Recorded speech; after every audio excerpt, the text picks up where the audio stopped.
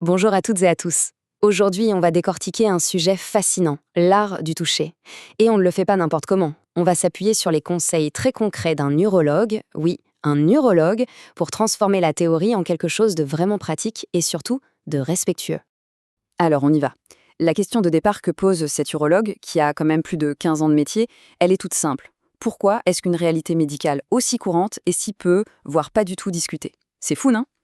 Tout ce qui va suivre, eh bien, ça ne sort pas d'un chapeau. C'est le résultat de centaines de consultations et l'idée, c'est de combler un vrai manque d'infos. Et voilà le chiffre clé que le médecin met en avant, tenez-vous bien, presque 70%. 70% des femmes n'atteignent pas l'orgasme juste avec la pénétration. Ce n'est pas une opinion, c'est un fait médical. Ça porte un nom, le déficit orgasmique, et ça montre à quel point c'est une expérience super répandue. Et pour bien comprendre l'impact que ça peut avoir, le médecin raconte une histoire, celle d'un couple, la soixantaine. Après avoir mis en pratique ses conseils, l'homme a dit cette phrase incroyable. C'est comme si on se redécouvrait. Elle n'avait jamais ressenti ça en 30 ans. En 30 ans! Ça montre bien une chose. Il n'y a pas d'âge pour apprendre, pour améliorer son intimité. C'est possible tout le temps.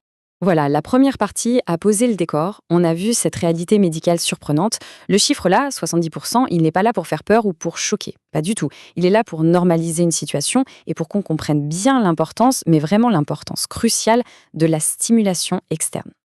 Ok, maintenant qu'on a posé le problème, parlons des fondations.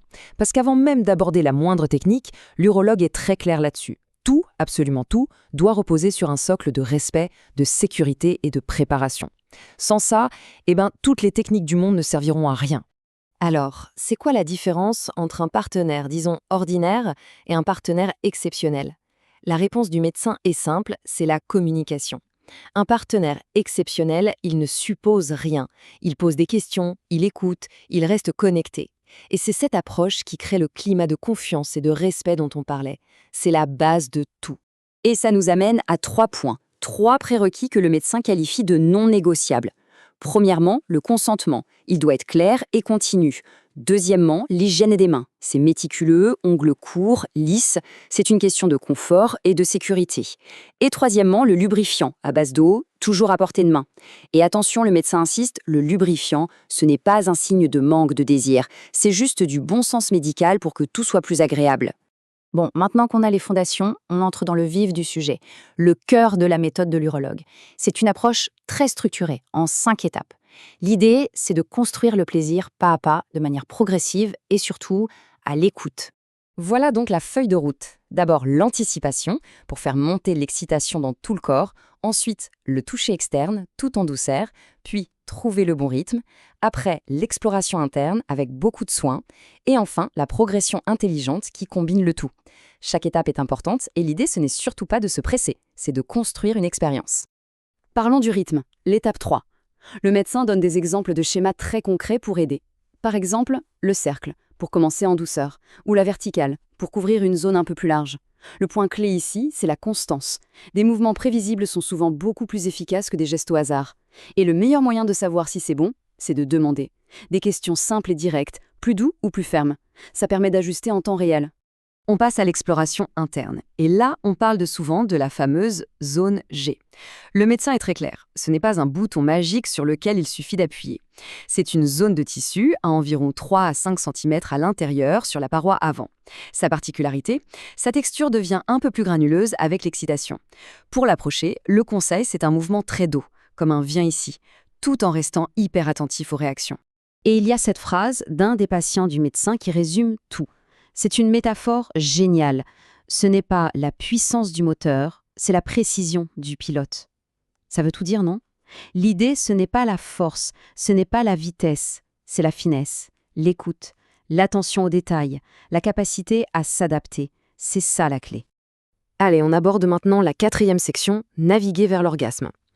Et là, on touche à ce que le médecin appelle la phase la plus critique. C'est le moment où une erreur, une toute petite erreur très fréquente, peut tout simplement tout arrêter. C'est dommage quand tout se passait si bien. Alors quel est le conseil le plus important de l'urologue à ce stade? Il tient en 3 mots. Ne changez rien. C'est aussi simple que ça.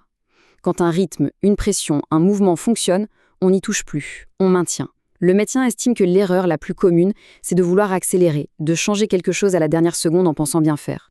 Et ça, Ça a presque toujours l'effet inverse. Et puis il y a l'après. L'intimité ne s'arrête pas net, c'est super important.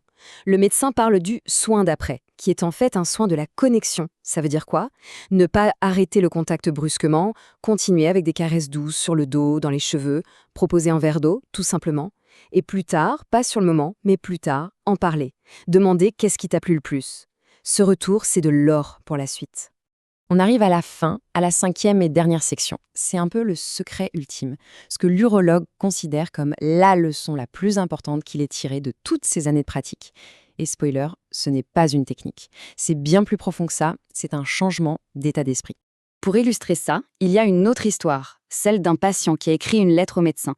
Et dans cette lettre, il disait « J'ai réalisé qu'écouter ma femme était plus important que tout ». Il explique qu'il a arrêté de voir la sexualité comme une performance à réussir et qu'il a commencé à la voir comme une conversation. Et ça, dit-il, ça a absolument tout changé. Et c'est ça, la conclusion, la thèse finale de l'urologue. Le meilleur partenaire, ce n'est pas celui qui connaît le plus de techniques par cœur, non. C'est celui qui écoute, qui observe et qui s'adapte en permanence. Le secret, il n'est pas dans un manuel, il est dans la connexion, la curiosité et l'attention qu'on porte à l'autre. On va se quitter sur cette question qui résume tout. Et si, au fond, l'intimité la plus profonde, ce n'était pas d'une technique à maîtriser, mais une conversation à avoir. Une conversation continue, basée sur l'écoute, le respect et le plaisir de se découvrir.